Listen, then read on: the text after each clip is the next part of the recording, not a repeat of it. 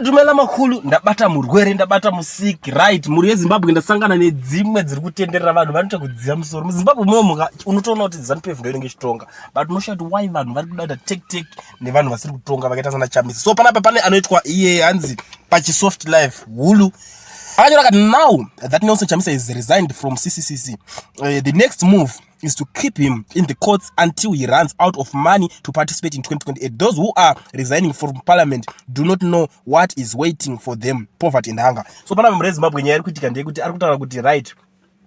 Chamisa asiya triple C handiti saka zvatakuda kuita panapa takuda kumupedza mari nekumugarisa kumakoti kanyaya after kanyaya after kanyaya because kukoti unenge uchingonzwa kungosvika ikoko ukaroverwa kanyaya kako unofanira kuzobhadhara mari kana uchinge wajikiwa ndo maranirwo ekoti dzemuZimbabwe muno ndoska muchiona majaji aya vane mazidumbu vanenge vane mari ganda racho ravanga naro rekudya magrapes dzedze imari dzekajikiwa vanhu mazviona nemalawyers munongomaona malawyer emuZimbabwe mazhinji acho vane matumbu. So panapa ndo nyaya iri kuitika kunzi vari kuti zvekutaura nemuchinda vari kuti aiwa panapa toda kuti Chamisa timbomurova mari nekuti panapa resigna kuti triple C handiti asina ka political party yekuti anenge achiningina saka vanenge kumurova wakazodai kuti triple C wakazodai kuti triple C nyaya dzacho achimuroverera bompedza mari zvokuti anosara ari naked asina chinhu zvikanzi ma MP vari kuda kuresigna kutera Chamisa aiwa vacharohwa nenhamo nenzara saka meno ndo zvinenge zvakavamirira kumberi. It's like ukada kutarisa izvi isaini yekuti munhu ari kutry kutaura kuti ma-MP waya ngavasaresign ndo ise sign yaari kuedza kutaura but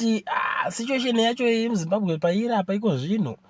chero karegedza kuresign vanhu vanopedzera vatozokubuka unozovhoterwa nani mangwana ndo chimwe chinhu chinenge chichakuzonetsa because vanhu vanogona kukudza kuti wakushandiswa neZANU-PF. So ndo nyaya muri Zimbabwe iri kuitika ndo nyaya dzimwe dzenyaya dzatiri kusangana nadzo panapa kuti mafungiro acho anenge achiitwa nevanhu nyika instead yekuti vanhu vaweke kuti nyika iende kumberi paitwe zvimwe zvinhu zvine musoro vari kufunga kusvisvina Chamisa kusvisvina tumari twaanenge asara nato amene tubare chanenge achiita newana kope amene regedza timboona ndo nyaya dzacho muri Zimbabwe dzandine chingooneka kubatira panapa ndinongoya nenyaya dzine mukosho mukuru nyaya dzakakosha panyaya vision sanyaya meditation